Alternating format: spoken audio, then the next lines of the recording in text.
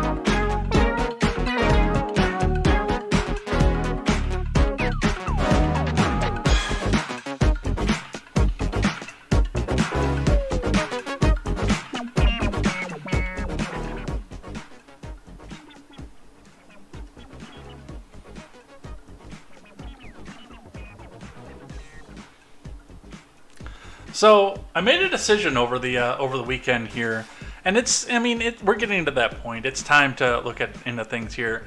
I'm actually going over on Monday to measure my hair to see if it's ready for donation. If you guys stick around to the bottom of the stream, I will pull my hair down for this just to show you how long it's actually got here. But I said straight out at the beginning, and this was about 3 years ago, that I was going to keep growing until I got to 10 inches in the ponytail, because that's what it takes to go back and donate and make a cancer wig. But, you know, we're getting to be that time, and it's getting really, really warm out too. So, and I kind of want to play with some other stuff too, and just, you know, get a different hairstyle. I might go 20s, like full-on 20s. Get the pomade, the hair gel, and maybe even pick up some 20s clothes. You know, it is the 20s after all, so maybe I'll start something new. Maybe I'll start a new style. Who knows? We'll see what happens. Think about it.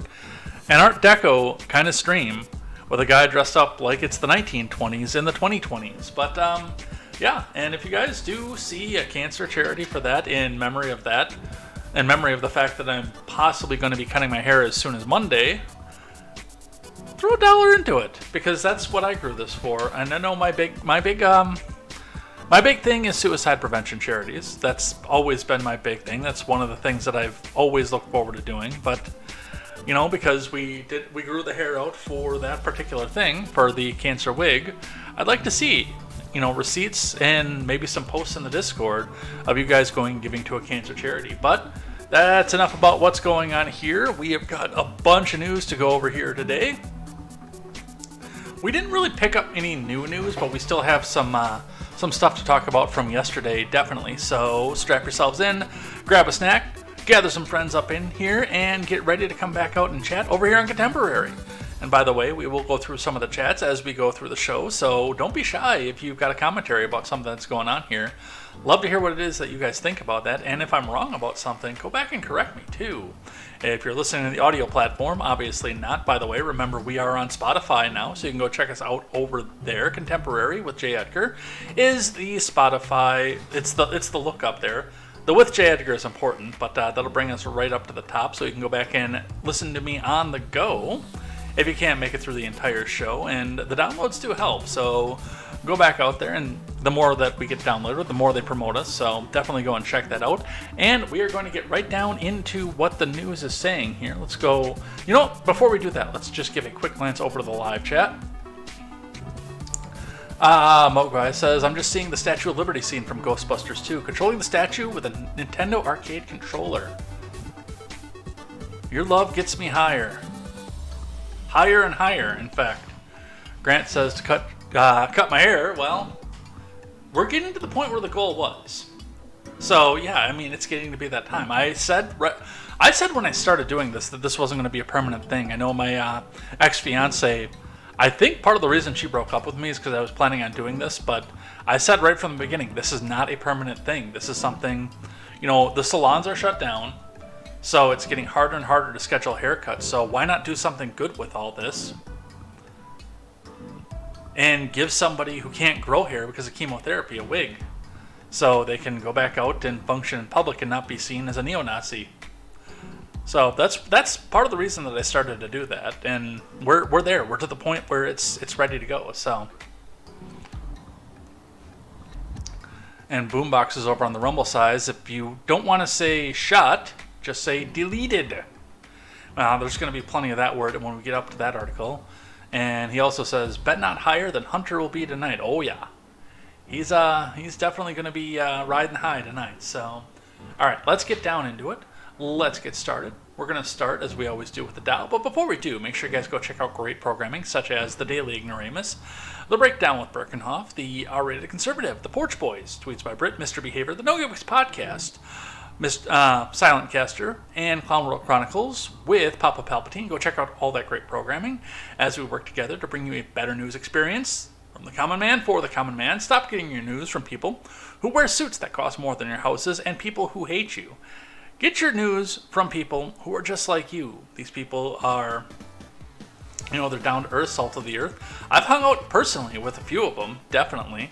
I'd like to go hang out personally with a few more in person, if life were to permit that, but we will see what life does and where we go with that. I'll bring this up just a touch. And let's get down into the news for the day. We're going to start with the Dow. The Dow spent the day down after returning from its Juneteenth holiday with a really, really weird flat line right at the end of trading throughout the day. So, it dipped off the futures, it dumped down to below the 34,000 line. It actually got back up and stayed above the 34,000 line, but what's really been weird to me when I've been watching this chart, and we saw a similar just straight line, but it was a downward sloping straight line. And it is slightly downward for this one too, but it's only 4 points downward. But it's just from 4 o'clock on, it's just been a dead straight. So that is what we are seeing coming from that. 34,053.87 is your Dow for Tuesday's close. That is down 245.25 points, or about 0.75% of the Dow lost today. Bitcoin had the exact opposite effect today, spending most of the day kind of down, just kind of hanging around the 27,000 mark before taking a market jump back up to $28,185 and 60 US cents.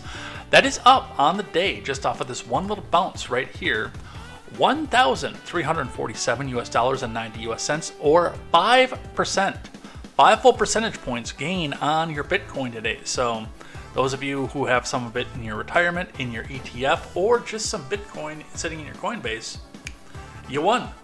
Congratulations, it's been a great day for that. Looking in at your gas prices, we are seeing some reprieve across the Madison area, with 340 staying the standard on the west side of Madison, but some of the stations over on the east side starting to creep down as Against the norm of what's happening on the west side, we had the outlier 330, which stays at 330.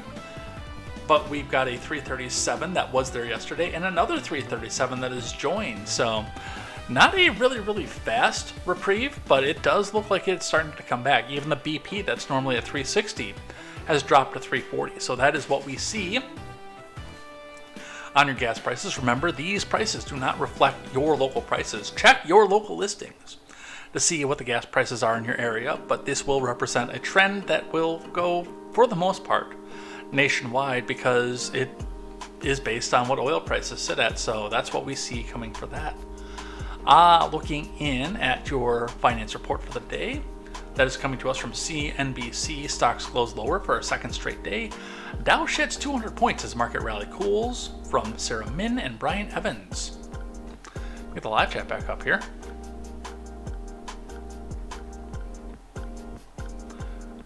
I flipped off the live chat for just a second because I was looking and changing the music volume, and I never brought it back up. Boomboxes says it's going to be Crackerdoodle Dandy in the Bribin household tonight. Crack house, smack house, whore house. LOL. Are we going to get another meme going on crack? Any ways that we can talk about crack tonight? That'll be something to share on Rumble. All right, let's read from CNBC. Stocks fell Tuesday, the first trading day of the week, as a rally that drove the market to levels not seen in more than a year took a breather. The Dow fell by 245.25 points, or 0.72 to 34,053.87. The S&P slid 0.47% to 43,8871, while the Nasdaq declined 0.16 to 13,667.29. Markets were closed Monday due to the bank holiday that nobody heard about until last year. We've had a significant run. Oh, look at me, I'm starting to talk like Joe Biden, man. Not Hunter, man, it's Joe Biden. We've had a significant run, said Art Hogan, chief market strategist at B. Riley Financial. As we enter a new, albeit holiday-shortened week, we've got to find credible reasons to continue to grind higher against the forces of negativity that still linger around potential recession, which seems to be like waiting for Godot, and potential that the Fed will remain rigorous against inflation. Decliners outpaced advancers on the New York Stock Exchange 2.2 to 1 on Tuesday. Energy was the biggest laggard in the S&P, with the sector falling more than 2%. Meanwhile, Intel, Nike, Boeing dragged down the Dow, each down by more than 3%. In contrast, home builders outperformed following a stronger than expected housing report. Pulte Group, D.R. Horton, and Lennar were each higher by more than 1%. Elsewhere, Nvidia also bucked the trend, up more than 2%, while the major indices sagged. Well, Father's Day was just a couple days ago too, so keep that in mind. Oddly enough, Father's Day the day before Juneteenth, but because we're on YouTube, we're not going to talk about why that's odd. But I know, I've seen a few different people on Father's Day who showed up with a new graphics card. Semperbear was one of them. Investors are coming off a strong week, with the S&P hitting its highest level since April 2022. The S&P and the Nasdaq posted their best weekly performance since March, with the broad market benchmark rising 2.6%, and the tech-heavy index adding 3.25%. It was also the S&P 500's fifth positive week in a row, the first since November of 2021, and the Nasdaq's eighth consecutive positive week, a feat it previously accomplished in 2019. Man, I'm going to talk like Joe, man. Investors were seemingly receptive towards the central bank's decision to skip our June rate hike last week. Jerome Powell told a press conference on Wednesday that the central bank has yet to make a decision on the policy ahead of the July meeting. However, policymakers are forecasting 2 more quarter-point rate increases later this year. The decision to skip a hike in June broke the Fed's streak of 10 consecutive interest rate increases. We'll see if inflation bubbles up because of that. So that's what we see off your finance report for the day. Our layoffs report is actually a little bit of a shock. Coming to us from governmentexecutive.com today, your layoffs report is the United States Postal Service. The government is starting to lay off. USPS begins issuing layoff notices to some employees. From Eric Katz. The U.S. Postal Service is planning layoffs in September, notifying staff earlier this month of the upcoming workforce reductions. The USPS is allowing impacted workers to apply for lateral or downgraded positions, anticipating it can absorb the employees elsewhere. The changes will affect non-union staff in the logistics division serving in management positions. James Lloyd, a USPS Director for Labor Relations, Policies and Programs, said the reductions were developed based on an evaluation of staffing criteria and manager levels by headquarters personnel. Some operations and industrial engineers, transportation managers, operations support specialists, and network specialists will be impacted. According to information USPS provided to the National Association of Postal Supervisors, the Supervisor Association has taken issue with the Postal Service's process, accusing postal management of avoiding its obligations to consult with the association over its plans and the RIF avoidance procedures. NAPS will be monitoring the RIF timeline to ensure that the impacted employees are getting every opportunity to be placed prior to the RIF date of September 9th, 2023, the group told its members earlier this month.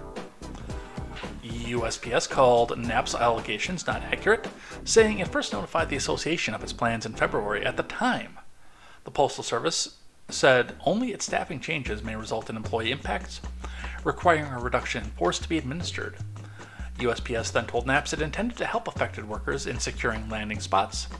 After not hearing back from the NAPS, according to Bruce Nicholson, another labor relations director at USPS, the agency notified the group in April of its final decision to implement the RIFs.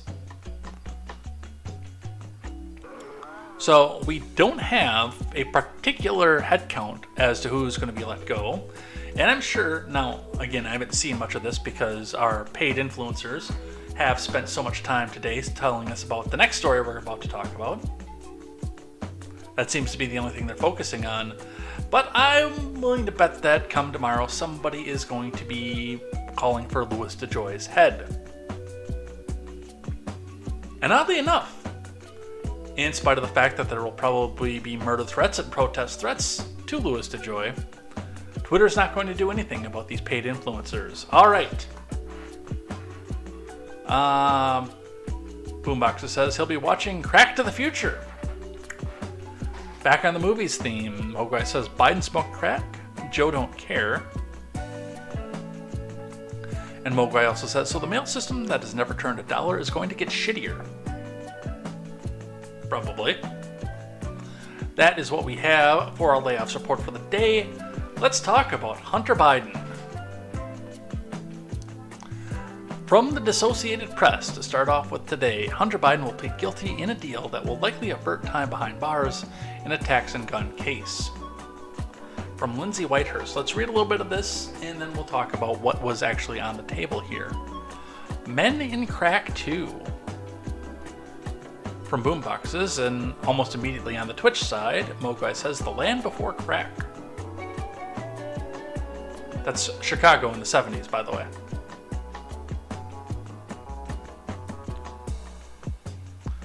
President Biden's son Hunter will plead guilty to federal tax offenses but avoid full prosecution on a separate gun charge in a deal with the Justice Department that will likely spare him time behind bars. Yeah, Hunter was never going to spend time behind bars. Some of this actually goes along into the same vein as where people are talking about that the Donald will never spend time behind bars, and for similar reasons. Hunter, as the son of a sitting president, is afforded Secret Service protection during his time as the president's son, and I believe it is for 1 year after the fact. So, and again, how do you put a Secret Service agent in prison with the person who's going to be behind bars? Hunter Biden, 53, will plead guilty to the misdemeanor tax offenses as part of an agreement made public Tuesday. The agreement will also avert prosecution on a felony charge of illegally possessing a firearm as a drug user. There's way more to that charge, by the way. as long as he adheres to conditions agreed to in court. The deal ends a long-running Justice Department investigation into President Biden's second son, who was acknowledged struggling with addiction following the 2015 death of his brother, Beau Biden. Also, the fact that he grew up with a buttload of money, bored, and trying to find the next thrill.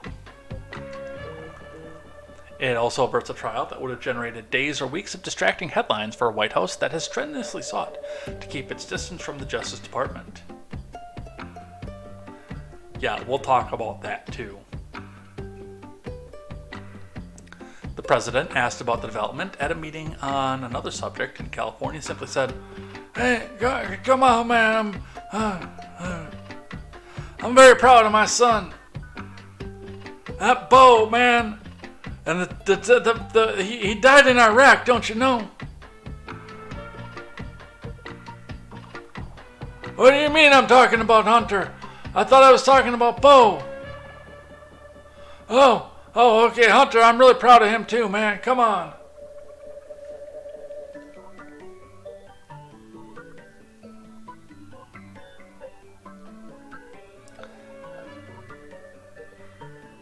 The White House counsel's office said in a statement that the President and First Lady Jill love their son and support him as he continues to rebuild his life. While the agreement requires the younger Biden to admit guilt, the deal is narrowly focused on tax and weapons violations rather than anything broader or tied to the Democratic president. Nonetheless, former President Trump and other Republicans continue to try to use the case to shine an unflattering spotlight on Joe Biden and raise the questions about the independence of the Justice Department. Trump challenging President Biden in 2024 likened the agreement to a mere traffic ticket, adding, "Our system is broken." We'll be talking more about that later. Speaker McCarthy compared the outcome to the Trump documents case, now headed towards federal court, and said, "If you're the president's son, you get a sweetheart deal." Florida Governor Ron DeSantis, another presidential challenger, used the same term. Well, that's because that's what this is. And again, I keep bringing up the influencers because they have spent the vast majority of the day trying to tell you that this was not a sweetheart deal, that this is what we do. Our people face accountability and they face up to their actions.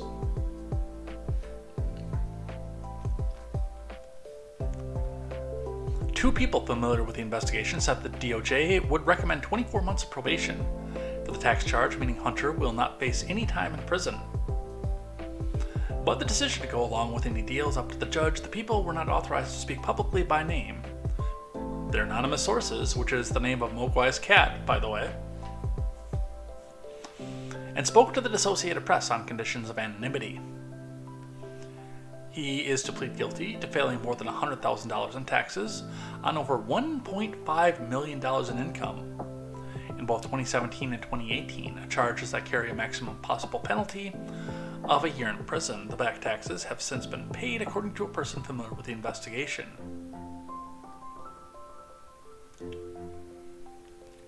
The gun charge states that Hunter possessed a handgun, a Colt Cobra 38, for 11 days on October 2018, despite knowing that he was a drug user.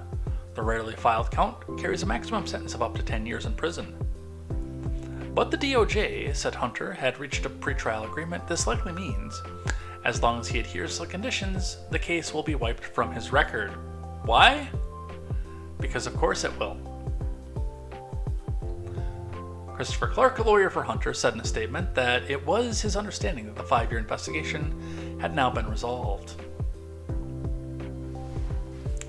"I know Hunter believes it's important to take responsibility for the mistakes that..." Oh my God. This is so propagandistic. "For the mistakes that he made during a period of turmoil and addiction in his life," Clark said. He looks forward to continuing his recovery and moving forward. Let's talk about what Hunter Biden did. Now, number one, this is a sweetheart deal. Part of this being a sweetheart deal because, as I mentioned before, sentencing the former president's son to the same thing that the rest of us get, while he is the son of the sitting president and under Secret Service purview, would be almost impossible, and again would be an unprecedented change in civic discourse in this country. It is not as politically taboo to use the DOJ to go after a sitting president's child, or a political opponent's child for that matter. It's not as politically taboo, but again, you're going to come down to the question of who's objective enough to do this. And a lot of people are coming out and saying that, oh, well, Hunter Biden got the sweetheart deal, even though he sat in front of a Trump judge who should have come back out here, and because he's a Trump judge means that it can't be a sweetheart deal, because if it was a Trump judge, then that person, if he had the evidence, would have nailed him to the wall because he's a Biden. Which is absolutely hilarious to me, because you're telling me that a DOJ or a judiciary who is appointed by a person of the opposite party may not be objective enough to try a case? Who would have thought? That's only the entire point that I've been making about the federal indictment and the state charges coming from New York City. Who is objective enough to take the case on a federal level? That's a part of the reason, though, again, why this is a sweetheart deal, because it would be almost impossible to imprison Hunter. Number two, he is the president's son, and there is always the look of, okay, well, Merrick Garland comes in and overrides the charges, or Joe himself comes out and issues the pardon. Which is not off the table, by the way. Would not surprise me in the least to find out that he did this. But I want to talk just a bit about, number one, the taxes. 2 years of taxes. Failure to pay $100,000 each time.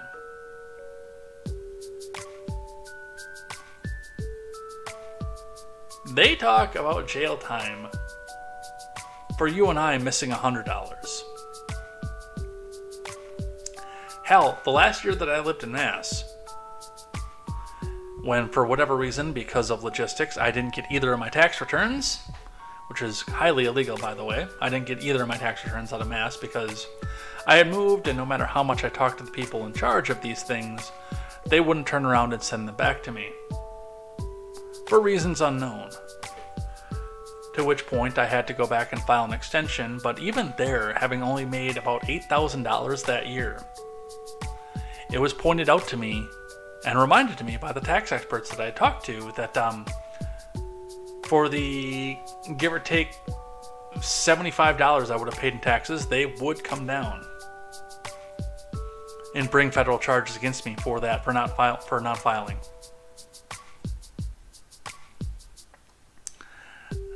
They do take it seriously, especially if you are a political dissenter from the party in charge. So the fact that they can bring $100,000 taxes down to a misdemeanor, number one, changes a lot of precedent for people who are facing federal tax charges, number one, and number two, would not have been offered to anybody whose last name isn't Biden. But I want to talk about the gun.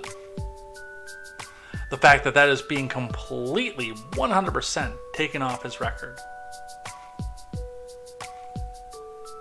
If you or I lie on a federal form, especially when it comes to firearms,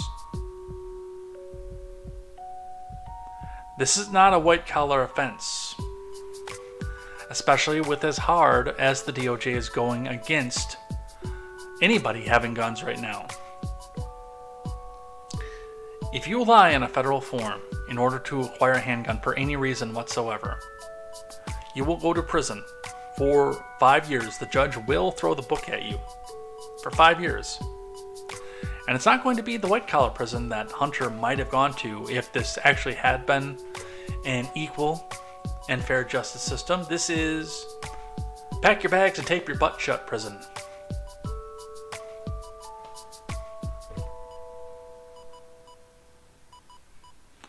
No, 10 cents is not an executable offense, Mogwai, because if you're dead, they cannot get any more taxes out of you.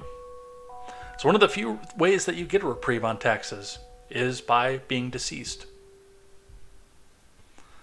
It's like the only way. And I do like the fact that the Associated Press comes off and says the rarely filed count carries a maximum sentence of up to 10. I'm sorry, I said 5 earlier. It's 10. The rarely filed count, because there aren't a lot of people who are stupid enough to do this. Because they know as soon as it gets fed into the NICS, it'll come back and be a denial.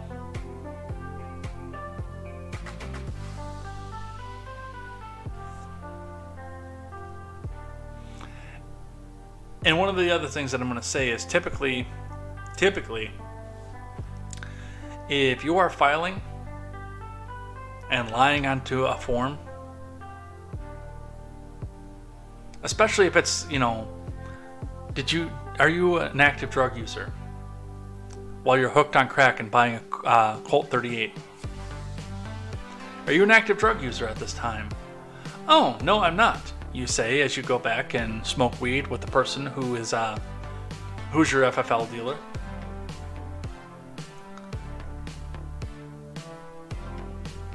The person who doesn't know you isn't typically ready to risk his license over this. And the last point that I want to make about what Hunter did, that's being completely glossed over. Yes, he lied on a federal form in order to obtain a firearm. In the midst of the pet project of the Democrat Party being eliminating firearms from public use. Rules for me, not for thee. But on top of that, when he found out that there was going to be a problem with it, he ditched it in a garbage can behind I believe, middle school. I think it might have been an elementary, but I believe it was a middle school. Somebody fact check me on that. And loaded!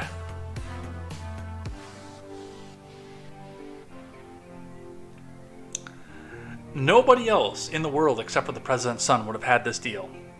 Plain and simple.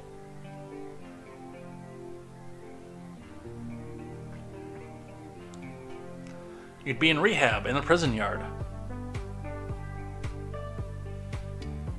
Spartan says Hunter should have been in trouble with the law before his dad became president. Yeah, he should have. But again, some of the aspect and the avenue of that comes from the idea of, and the Donald was smart in doing this.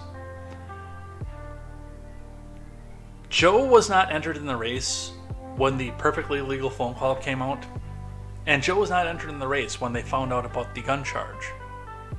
On either instance, Joe was not in the race. But if the Trump DOJ had pushed forward on any of this, yes, that would have been wall-to-wall headline coverage, and quite honestly, Joe would have entered the race a lot earlier than he would have to make sure. Remember, he did enter the race almost immediately after the perfectly legal phone call came out.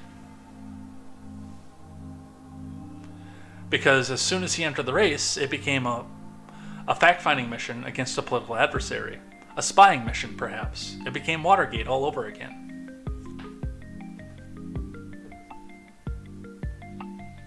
So yes, he should have been, but we come back to the idea and why I say Donald Trump is smart.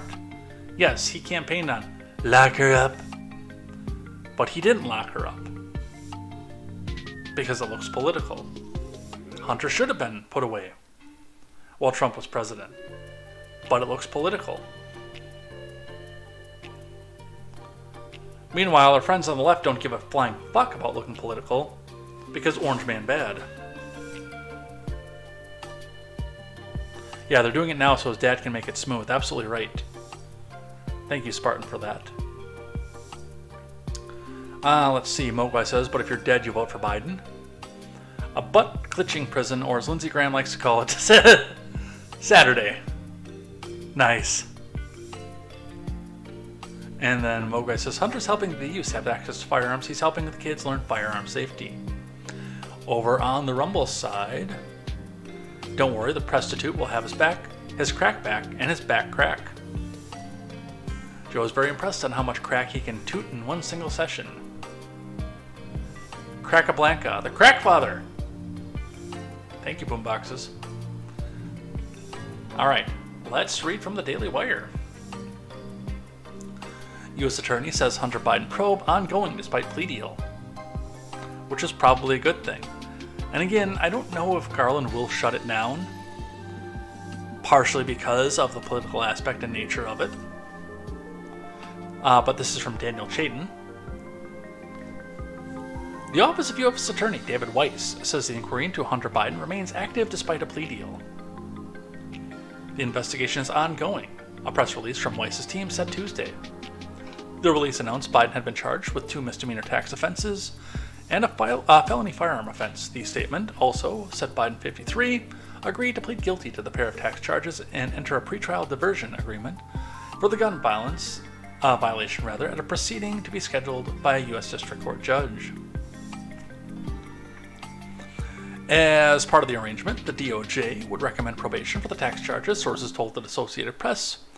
The report also noted that if Biden sticks to the terms of the pretrial agreement related to the firearm offense, the case would likely be wiped from his record.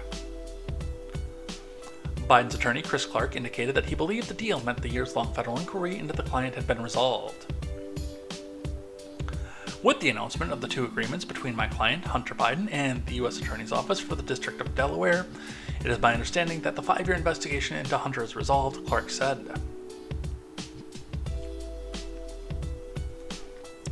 An ongoing probe is certain to be a thorn in the side of Hunter's father as he seeks re-election in 2024. Why? The news media is not going to talk about it. Soon after the plea agreement was announced, the elder Biden's Republican challengers quickly began to cry foul. Trump said the DOJ was handing a mere traffic ticket. We'll talk about that later. In addition, lawmakers pledged to continue their own investigations into the Biden family that nothing is going to come out of, unfortunately. One possible area of continued inquiry for federal prosecutors could relate to foreign business dealings. Bill Barr recently revealed that he referred an FBI informant's alleged claims about a Ukrainian business executive taking part in a $5 million bribery scheme with Hunter and Joe to Delaware for further investigation, where it will be promptly swept under the rug by a Democrat-appointed federal judge. That's going to smoke a big cigar with Bill Barr after the fact. In a statement in court documents, Weiss and his team explained the tax violation stemmed from Hunter failing to pay more than $100,000 in federal income tax that he owed for 2017 by the deadline, after making in excess of $1.5 million in that calendar year. Funny, our friends on the left never talk about that. They talk about eat the rich as long as it's the rich that they don't like. But a Biden? No, that's fine.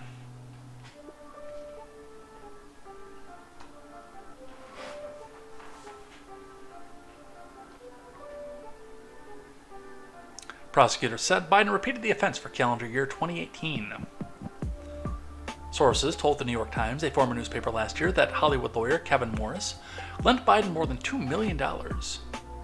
That went towards paying off his tax debts that were subject to the federal investigation. As for the gun charge, Weiss said October 2018 information shows that Biden possessed a firearm, despite knowing that he was an unlawful user of and addicted to a controlled substance. The arrangement ironed out between the two parties still needs to be judge approved. If Biden were to be convicted, he faces a maximum penalty of 12 months for each of the tax charges and up to 10 years in prison on the firearm charge, Weiss said, except he's never going to be.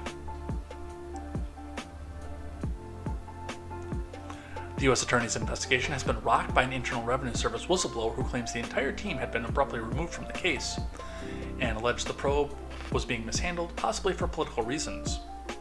No shit, Sherlock. Last month, the U.S. Attorney's Office for the District of Delaware declined to comment to the Daily Wire when contacted about claims of misconduct. So, that's what they have for that. Biden talking about what happened. The elder, of course, not the junior. Biden addresses son Hunter's federal tax evasion plea deal for the first time publicly. "I'm very proud, man." From Bree Stimson. President Biden said Tuesday he's very proud of his son, who signed a plea deal on federal tax charges. A reporter shouted a question about Hunter on Tuesday afternoon as the president was discussing artificial intelligence in San Francisco in his first public speech since news of his son's plea deal became public Tuesday morning. A reporter shouted, "Mr. President, have you spoken to your son today?" after Biden finished his speech and asked the press to leave. The president gave a great big smile, a shit-eating grin perhaps, and said, I'm very proud of my son," echoing a statement from the White House earlier in the day. "Yeah, you beat the charges, boy. Look how proud I am of you, man."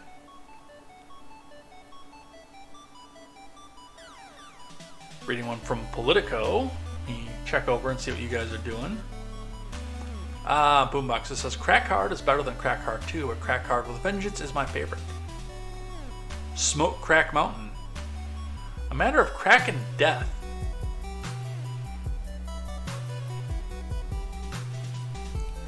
Alright.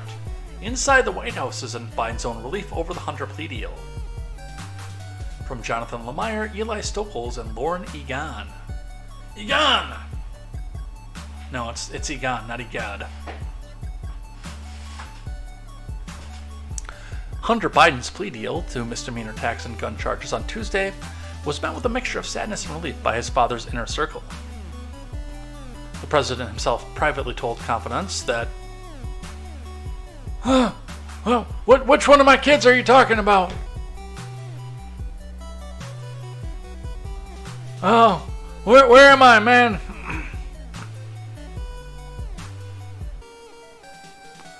After they explained to him that it was Hunter, he says, Oh man, I'm so proud of my son for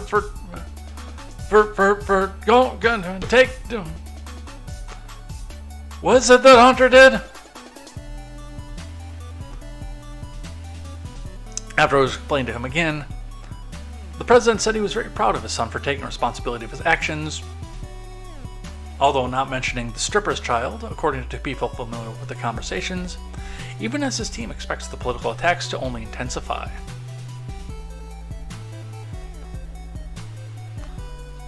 Several people close to the elder Biden portrayed him as having been deeply anxious for months about his son's legal fortunes, and frustrated at the slow pace of the investigation. Biden had repeatedly barked to confidants that he could not understand why his son was being made to twist in the wind for 5 years. Considering the legal limbo could create a stress that would trigger his son's demons. According to people in the inner circle who spoke about private matters on condition of anonymity. Unnamed sources, again. Though President Biden had earlier insisted his son had done nothing wrong, members of the Biden's inner circle took great comfort in knowing that with a guilty plea, Hunter would likely not serve prison time. What's funny about this and the fact that the influencers are coming out and saying, "Oh, well, this is so great, and Hunter Biden, we take responsibility and we hold our own to account, unlike you evil Republicans."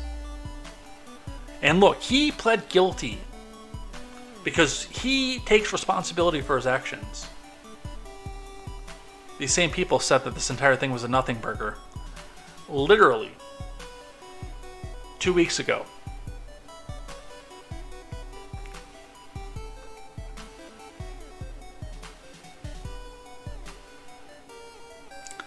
The end of the investigation would be a marker for the first couple hope, of a new era in Hunter's life.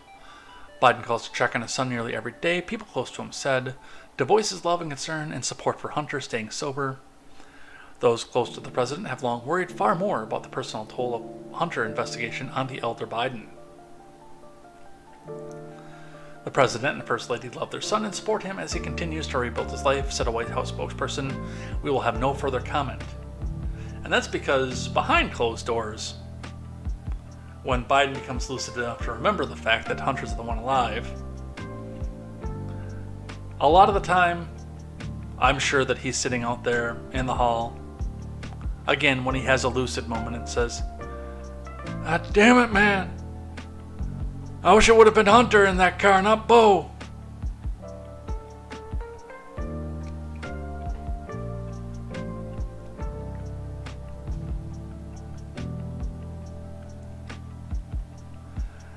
The Donald. I've been teasing this article since the first article from the Daily Wire. A mere traffic ticket. Trump slams DOJ for Hunter Biden plea deal, from Zach Jewell. Former President Trump was incensed by reports of Hunter Biden reaching a plea deal with federal prosecutors on Tuesday. Wow, the corrupt Biden DOJ just cleared up hundreds of years of criminal liability by giving Hunter Biden a mere traffic ticket, Trump said on Truth Social. Our system is broken. Sources told the Washington Post, where democracy goes to die in darkness, that prosecutors will recommend 2 years of probation for Biden. And he will enter a diversion program upon admitting the illegal purchase of a firearm in 2018, meaning he will not technically be pleading guilty to the gun charge. The gun charge could be revoked from his record upon completion of the diversion program, according to the Post.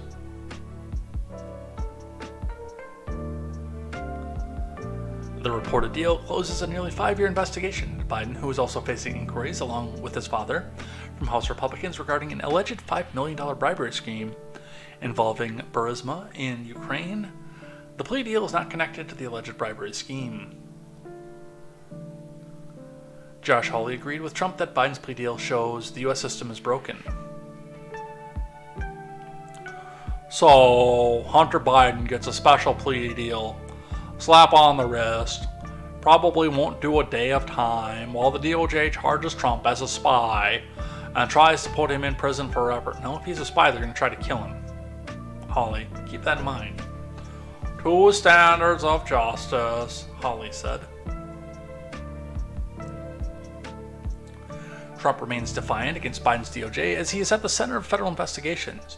In his handling of classified documents, the former president surrendered to authorities in a Miami courthouse last week, pleading not guilty to 37 felony counts. So, that's what he had to say about Hunter, and I mean, he's not entirely wrong. Again, if this was literally anybody else who didn't have the last name Biden, if Hunter's name was Hunter Smith, he would be packing his bags and taping his butt shut right now. In fact, it probably wouldn't have taken him 5 years. Kevin McCarthy getting in on this as well. The recount, using this as an opportunity to excoriate McCarthy because they don't care for McCarthy over the recount. House Speaker McCarthy calls Hunter's plea agreement with the DOJ a sweetheart deal, and says it actually should enhance the Republicans' congressional investigation. This sweetheart deal was made by a Trump-appointed U.S. attorney. Again, I asked the question, and I did a quote tweet on our little buddy Victor Shee's Twitter account, and said, so what you're saying is it's hard for a political appointee to be objective in this case, or any case. So let's have a conversation about Mr. Jack Smith and one Merrick R. Garland. Let's listen to the Speaker of the House. My first reaction is it continues to show the two-tier system in America. If you are the president's leading political opponent, the DOJ tries to literally put you in jail and give you prison time. If you are the president's son, you get a sweetheart deal. Now, this does nothing to our investigation. It actually should enhance our investigations because the DOJ should not be able to withhold any information now, saying that because of pending investigation, they should be able to provide Chairman Comer with any information that he requires. My first reaction is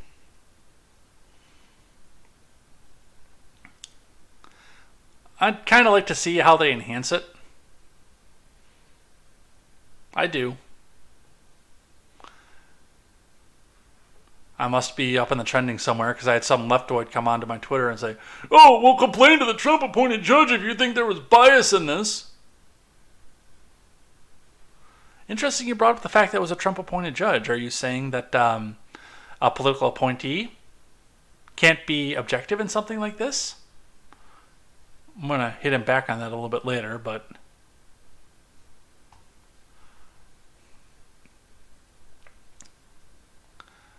all right. Got a couple more on this one. Then we're going to talk about the Trump trial, because that's got a date. From the Hill, McCarthy doubles down on Biden family probes after Hunter plea deal. From Emily Brooks and Michael Schnell.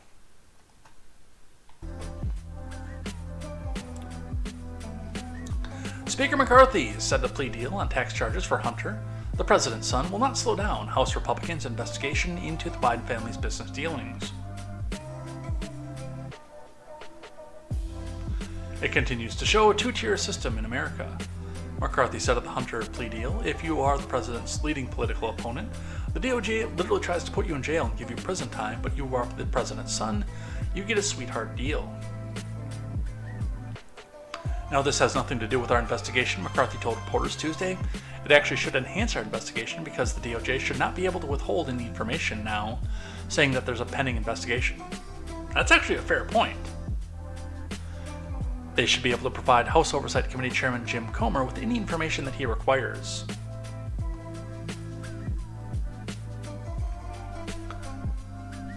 Well, that's an interesting avenue to this.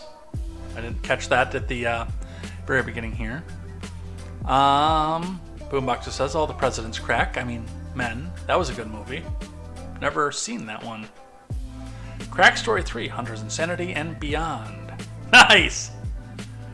Hunter's Insanity and Beyond! And Crack for all seasons. That sounds like Chicago now.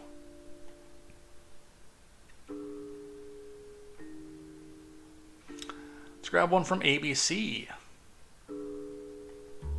Just some quick updates here. Plea deal struck on tax charges, potentially ending years-long DOJ probe.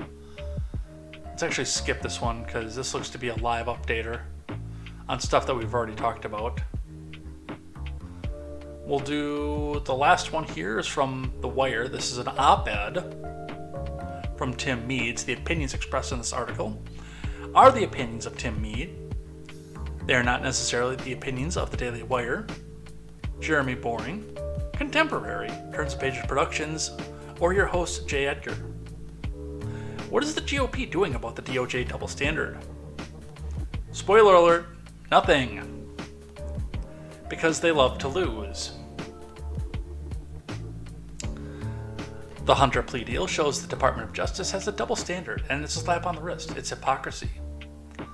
Yada, yada, yada, we get it. What's the GOP doing about it? That's the real question that matters today. On Tuesday, the Washington Post, Where Democracy Goes to Die in Darkness, reported that Hunter Biden negotiated a deal with Delaware U.S. Attorney David Weiss. Hunter will plead guilty to failing to pay about $100,000 in taxes for 2017 and 18. He will also admit to the facts on the gun charge, and in between guilty and non-guilty plea, the tax charges Hunter faces are misdemeanors, and is expected not to face any jail time. Legal experts such as Brett Tolman, a former U.S. attorney for Utah, slammed the deal, pointing out that it ran afoul of the DOJ's own protocols. The DOJ is violating its own internal policies on this case. The Ashcroft memo requires that they charge the highest provable offense and seek consistent sentences with other cases brought by the DOJ. The prosecution is an absolute laughable joke. Thousands have been sent to prison for long terms on the same charges, Tolman tweeted. Statistically true, by the way. They're ignoring decades of policy and precedent to seek felonies, not misdemeanors, and seek sentences within the guideline range. The diversion agreement on the felony is offensive to everyone not politically connected who sought diversions that were literally laughed at by the DOJ, he added. George Washington University professor of law, Fox News contributor Jonathan Turley weighed in on the legal developments as well. For many, this is going to look like you ticketed the getaway driver after a bank robbery, he told Fox News. Let's listen. So this plea deal does have all the makings of an avoidance of any jail time, but more importantly, it was an evasion of the more serious allegations facing Hunter Biden and the Biden family. So it is historic in the sense that the president's son is going to plead guilty to criminal acts. It is going to be very controversial for critics. I think for many, this is going to look like you ticketed the getaway driver after a bank robbery. You know, many people view the influence peddling allegations as being a very serious form of corruption with potential crime, and he's going to plead guilty to relatively minor tax and gun charges. And he is. Again, none of the rest of you would get this deal.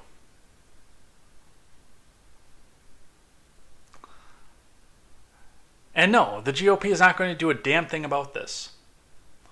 Because it's not their job. Their job is to win every once in a while, to get in the slow down there, Democrats. Don't go too fast.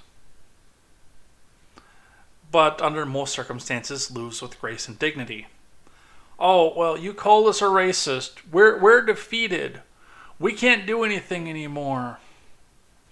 You just stop calling us a racist and we'll let you have whatever you want. Slower than normal, but we'll let you have whatever you want. All right, going on the other side of the aisle, from Politico. Judge sets tentative trial date for Trump documents case. From Kyle Cheney over at Politico. Trump's criminal trial for hoarding military secrets at Mar-a-Lago. Hoarding military secrets! I'm guessing Kyle Cheney has never seen what's in the documents. Has a starting date, August 14th, but don't expect it to hold. Yeah, the Washington Post did that song and dance too, by the way. Eileen Cannon bookmarked the last 2 weeks in August for a historic trial as part of an omnibus order, setting some early ground rules and deadlines for the case that would represent a startlingly rapid pace for a case that's expected to be complicated and require lengthy pretrial wrangling over extraordinarily sensitive classified secrets that the jury is never going to see.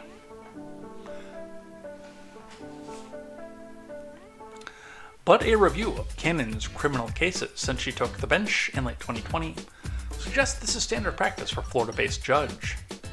She typically sets trial dates 6 to 8 weeks from the start of the case, only to allow weeks or months-long delays as issues arise and the parties demand more time to prepare.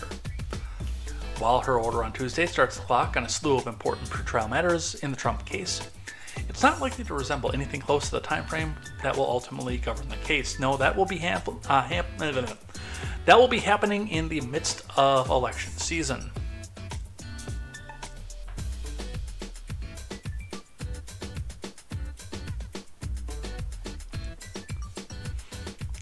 Cannon's order comes after a weekend in which Trump continued to raise eyebrows and certainly catch the ear of his prosecutors with a Fox News interview in which he acknowledged intentionally withholding documents from the federal government, claiming he wanted to sift through them for personal items.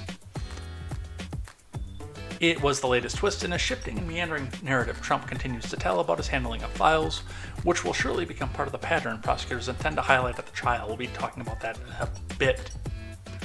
Trump is also under indictment in Manhattan for obvious reasons. That trial starts on March 25th of 2024. So, I think we're going to take some time because I neglected to put it on the stack today. We'll talk about the Bret Baier interview tomorrow. But I want to just touch on something with this.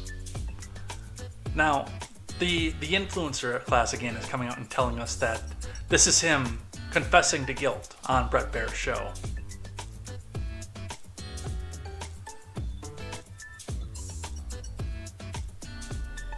But it kinda isn't either.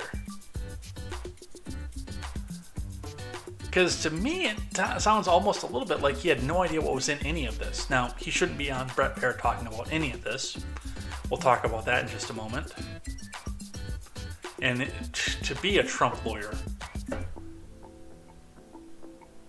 I swear you've got to be on more crack than Hunter Biden for that.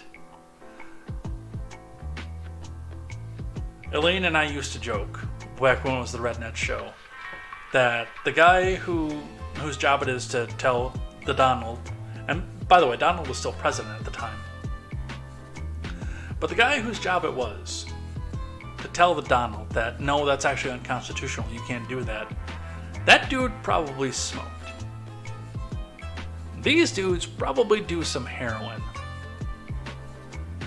But from what I've heard initially about the Bret Baier interview, it kind of sounds again like he has no idea what the documents are and they just happen to be in boxes where he was still going through personal effects. And mostly, I want to hear what Massey tried to say in the midst of trying to save face and come back up for air after being beaten down and shown for the unipartyist that he is, that yes, I would like him to read these documents on the House floor. Because I think it would be devastating to the case. I maintain my position, again, that nobody knows what's in the documents. That is myself included, by the way.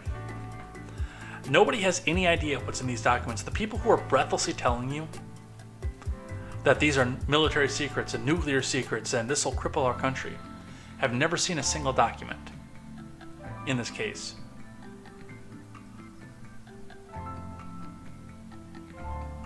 And they're under so many classified wraps that's like unlikely that they're never going to. So they can make up whatever the ever-loving fuck that they want about what's in these documents. And who's going to challenge the narrative? Oh, you don't think that these are military secrets? You're just a Trump bot and a conspiracy theorist.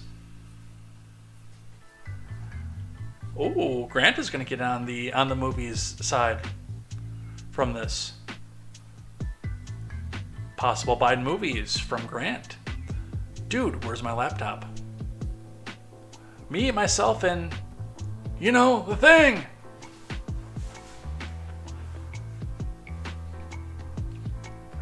Boomboxes says the Democrats starring in the remake, The Elite Squad 2, The Enemy Within.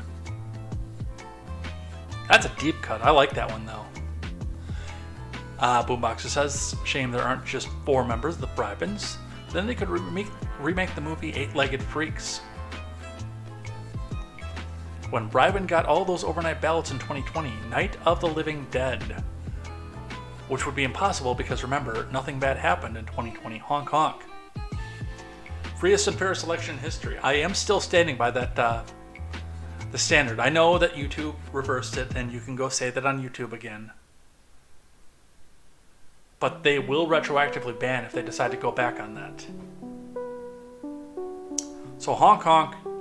Still the freest, fairest election in history. Honk honk. Honkity honk. Honk honk. Honk honk. Honk honk. Honk. From CNBC. Trump classified documents trial is set for August 14th.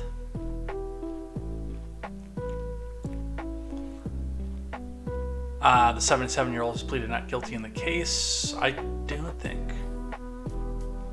the case against Trump is occurring in the federal Southern District of Florida, which is known for its so-called rocket docket. Wow, that sounds probably way dirtier than it is. A reference to judges scheduling and pushing for trials to start quickly compared with other federal jurisdictions. Okay, I thought that was going a completely different way. No, I suppose it's rocket docket, not red rocket docket. All the presidents, they, thems. Nice. I'm going to skip the one, and I got one from the Post too talking about this, but again, it's just saying, oh, well, they're going to ship this over after they decide how to fight and haggle over what's happening here. Excuse me. But let's talk about the judge and the lawyers. From the New York Post, judge orders Trump not to release evidence in documents case. And again, I'm going to come out and point out to the fact that his lawyers should also be telling him to shut his goddamn mouth. From Ronnie Reyes. A federal judge has blocked former President Trump from disclosing evidence and sensitive information discussed in his classified documents case. U.S. Magistrate Judge Bruce Reinhardt, who signed off last August on the search warrant for the 77-year-old's Mar-a-Lago resort, sided with the Justice Department on Monday after special counsel Jack Smith's prosecutors filed a motion to keep the evidence in the case secured during the discovery process. So again, I remind you that nobody who claims to know beyond a shadow of a doubt what's in these documents has ever seen a single document. These could be Melania's chicken Kiev recipe for all that we know.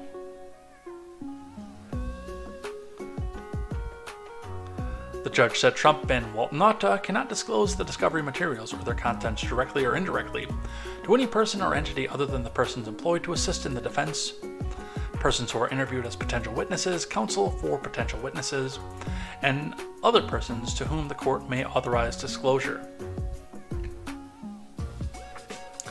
And again, one of the other aspects to this is the fact that because the president likes to talk, I don't think that he would be stupid enough to disclose, especially since his security clearance was revoked at the end of his presidency.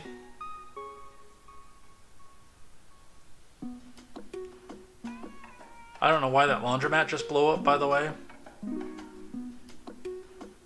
in the corner story. That's kind of intense. I got distracted by that. Maybe it was Hunter's crack stayed in with some of the laundry. Anyway, I don't think Trump would be dumb enough to come back out and disclose that, but I've also got this feeling that knowing what's in the documents will be devastating to this case. There's just something about this case and how hard they're pushing this that suggests to me that this is not as serious as they say it is, and the reason that they're pushing so hard on it is the fact that they can get away with it because nobody can see these documents. Nobody can corroborate what's in them. There's been a lot that's bothered me about this case, and that's been the big one. Defendants shall only have access to discovery materials under the direct supervision of defense counsel or a member of the defense counsel staff. Defendants shall not retain copies of discovery material, Reinhardt added.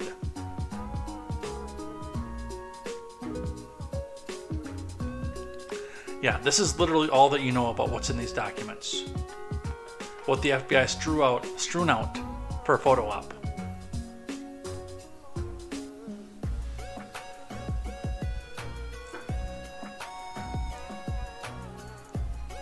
Photos in the Washington Post.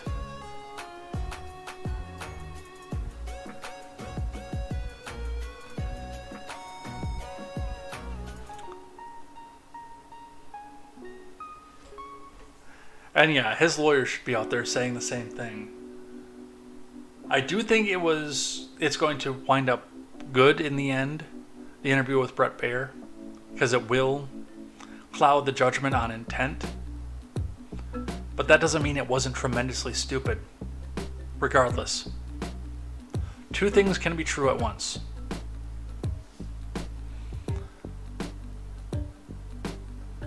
Alright, from the Daily Wire, we're going to shift gears here. We're going to talk about something, thank God, not political again.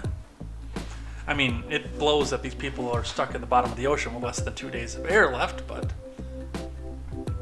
we still got to talk about something non-political every once in a while.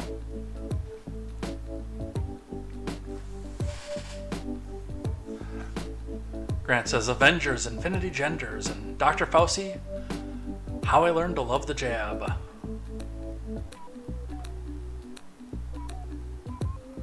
Let's see. Boombox says, Bribin's favorite rap tune, 400 Degrees by Juvenile. It smells like 400 degrees in here, man. Alright, from the Daily Wire, read it. The last text message sent by billionaire aboard missing Titanic sub. From Virginia Kruta. Retired NASA astronaut Colonel Terry Virts revealed the last text sent to him by his friend Hamish Harding, a British billionaire and a renowned world explorer in his own right, just a day before a submarine vanished en route to the undersea wreckage of the RMS Titanic. Is it RMS? I thought it was HMS. No, it was RMS. And I did know that. Harding, who was one of the 5 people aboard the missing submarine, told Virts on Sunday that the weather off the coast of Newfoundland had been bad enough in recent days that sea travel would not have been possible. But he said things were looking up. Hey, we're headed out tomorrow. Looks good. The weather's been bad, so they've been waiting for this, Harding told his friend via text message on Sunday. Harding, the chairman of the Dubai-based Aviation, had shared the news that he was joining the mission via Instagram. I'm proud to finally announce I've joined the OceanGate expedition for their RMS Titanic mission as a mission specialist on the sub. Going down with the Titanic, Harding wrote, due to the worst winter in Newfoundland in 40 years. The mission is likely to be the first and only manned mission to the Titanic in 2023.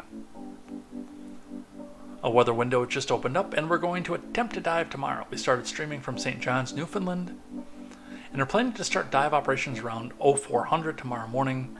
Until then, we have a lot of preparations and briefings to do, Harding continued. The team on the sub has a couple of legendary explorers, some of which have done over 30 dives to the RMS Titanic since the 80s, including PH Nargiole. More expedition updates to follow if the weather holds. So it does look like they were prepared for what they consider to be the worst. And oddly enough, it's a little bit weird to see the fact that, well, it didn't turn out for them after all, unfortunately. I hope they get rescued. I know that we're probably running out of time at this point, but I really do hope that they get rescued. Titanic 2 mini-sub. From the Associated Press, in a race against the clock, expanding fleet of ships searches for submersible lost near Titanic wreck. From Patrick Whittle and Holly Raymer.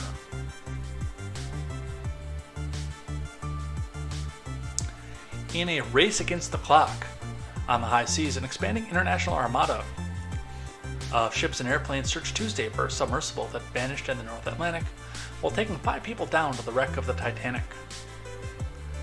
U.S. Coast Guard officials said the search covered up 10,000 square miles, but turned up no sign of the lost sub known as the Titan. Although they plan to continue looking, time was running out because the vessel has less than 2 days of oxygen left. This is a very complex search, and the unified team is working around the clock, Captain Jamie Frederick of the 1st Coast Guard District in Boston told the news conference. Frederick said the crew had about 41 hours of oxygen remaining as of midday Tuesday. He added that an underwater robot had started searching in the vicinity of the Titanic, and there was a push to get salvage equipment to the scene in case the sub is found. 3 C-17s from the U.S. military have also been used to move a commercial company submersible and support equipment from Buffalo to St. John's, Newfoundland. To aid in the search, a spokesperson for the U.S. Air Mobility Command said. Authorities reported the carbon fiber vessel overdue Sunday night, setting off the search in the waters about 450 miles south of St. John's. At the helm was pilot Stockton Rush, the CEO of the company, leading the expedition. His passengers were British adventurer Hamish Harding, 2 members of the Pakistani business family, and a Titanic expert. So, I hope they get found.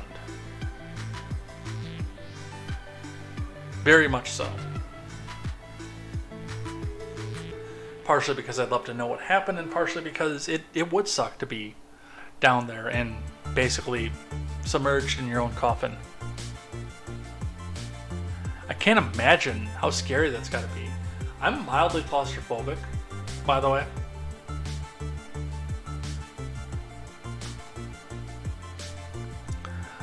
Ars Technica gives us a report of how these people went down. Submarine missing near Titanic used a $30 Logitech gamepad for steering.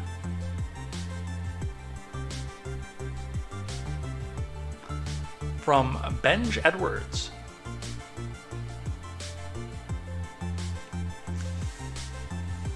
I feel like there was something better they could have used for this. On Sunday, news broke out about an OceanGate Expeditions tourist submarine headed for the wreck of the Titanic that went missing with about 5 people on board. Soon after, details emerged about the sub's non-standard design that did not meet regulations, including steering apparently handled by a $30 Logitech F710 wireless PC game controller from 2010. So, and this, by the way, this is a Steel series, but I got this about the same time. So, little more than this, which broke as soon as it fell off my desk. But was already having other problems.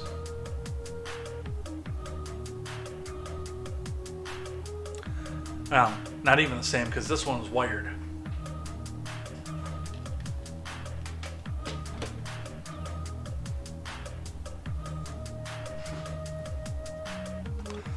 Reuters reports that the 5-person crew of the missing vessel known as the Titan includes Hamish Harding, a British billionaire and adventure enthusiast, and OceanGate's founder and CEO Stockton Rush. It disappeared on Sunday while on an expedition to explore the Titanic shipwreck after losing contact with the Polar Prince research ship roughly an hour and 45 minutes after their dive began.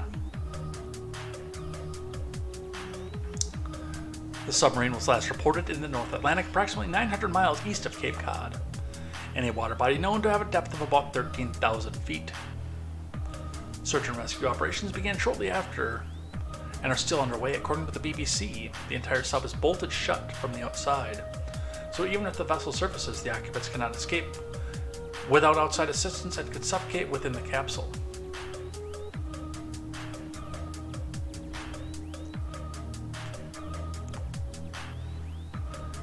As the potential disaster gripped social media, details about the OceanGate's history of avoiding or complaining about safety regulations emerged. In particular, people began sharing a CBS Sunday morning segment broadcast in November that shows reporter David Pogue visiting the Titan, which he later boarded for an expedition to the Titanic.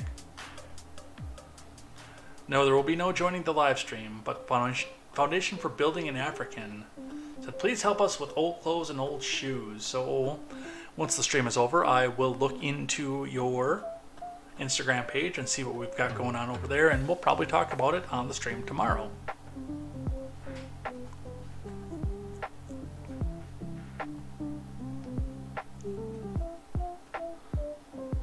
During the CBS clip, Rush gives Pogue a tour of the sub, noting the presence of only one button in the entire vessel, saying that a sub should be like an elevator.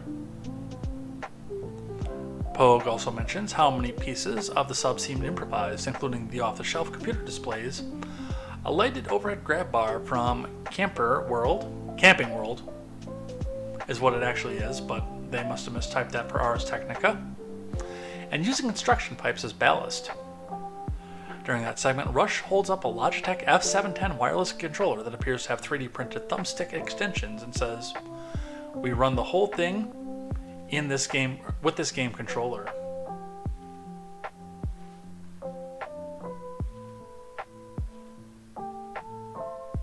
Why?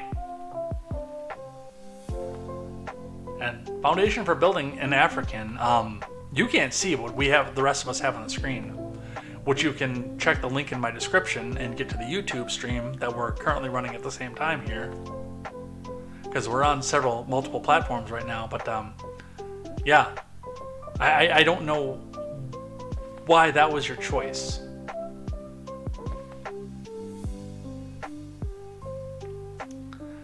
That seems dangerous to me.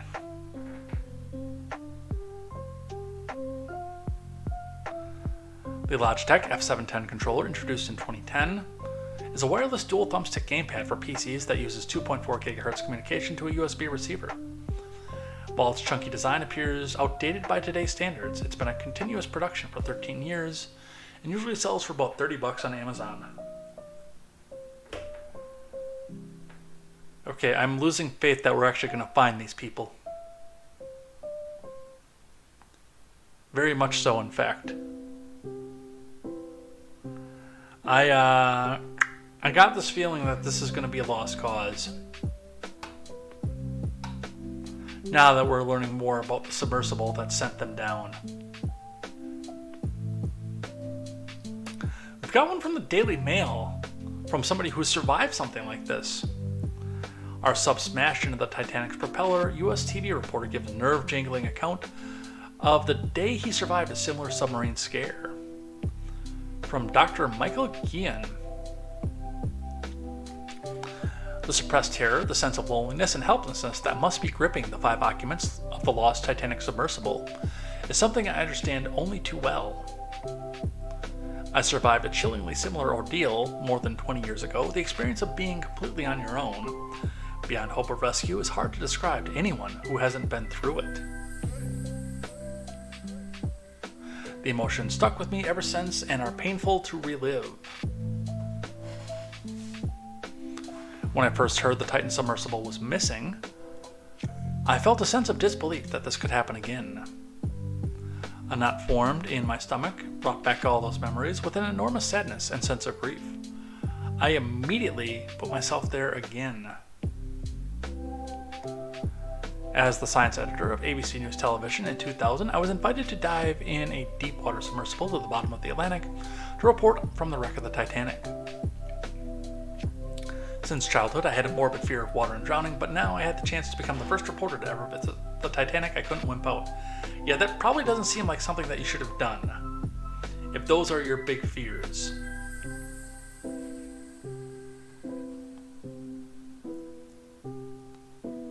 My production team and I flew to Halifax, Nova Scotia to join the academic Mstislav Kaldish, a 6,240-ton Russian research vessel. A little more than a day after we arrived at the spot 400 miles southeast of Newfoundland, where the Titanic collided with an iceberg, broke in two, and sank. After intensive training sessions, and with my heart beating like a bass drum, I clambered into the Mir 1 submersible together with my diving buddy, the British sitcom writer Brian Cook, and our pilot, a Russian named Victor. See, that was probably your second mistake. Inside the cramped cabin, Brian and I lay stomach down on a small padded benches and stared out through portholes. Roughly 9 inches in diameter, Victor seated himself between us, facing a much larger porthole above which was a control panel. Corkscrewing down at roughly 1 mile an hour took us 2.5 hours to reach the bottom. By contrast, Titan lost contact with the surface within 2 hours, which tells me something disastrous occurred before they reached the wreck.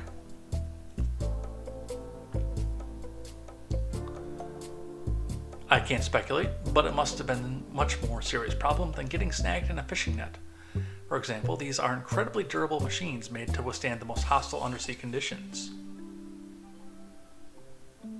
When we reached the seabed, Victor switched on the sub's flashlight, and my eyes beheld pale, sand-like lunar surface. There isn't much sea life that can survive at that extreme depth, but we saw slender rat-tailed fish and delicate sea stars as white as titanium. Minutes later, the vast wall appeared right before my eyes, studded with rivets. Titanic intoned Victor. Well, you paint a picture, but I'm gonna say right off the bat that if I was afraid of drowning in water, there's no way.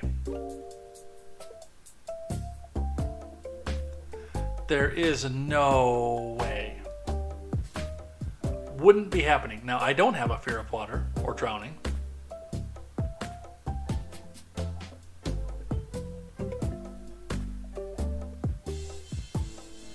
Claustrophobia a little bit, so I probably still wouldn't do this. But it wouldn't be because of the water. I can say that. So there is our report on the Titanic. Let's shift gears here again. Let's talk about Taiwan. Anthony Blinken ruffles feathers by stating U.S. does not support Taiwan independence after meeting with China's Xi. So the Blaze and the New York Post are actually making a much bigger deal out of this than it really needs to be. Unfortunately for our foreign policy and our treaties that were entered into, Anthony Blinken's hands are kind of tied at this point. This is from Caitlin Dumbos. Secretary of State Anthony Blinken raised eyebrows Monday, telling reporters the U.S. does not support Taiwan independence after meeting in Beijing with officials including Xi Jinping. Blinken's statements ruffled feathers of many Republicans in Congress who viewed the statement and the Secretary's inability to reestablish military-to-military communications as an inappropriate kowtow to America's greatest adversary. Blinken flew to the CCP to appease Xi Jinping and state the Biden admin does not support Taiwan's independence. Senator Blackburn said on Twitter, "Why won't this admin stand up to bullies and stand for freedom?" The Taiwan issue is among the most contentious in the US-China relationship, with Xi making it his number one priority to reunite Taiwan with China. Though the island, about 100 miles off the country's southeastern coast, has never actually been part of it. Also not true, by the way.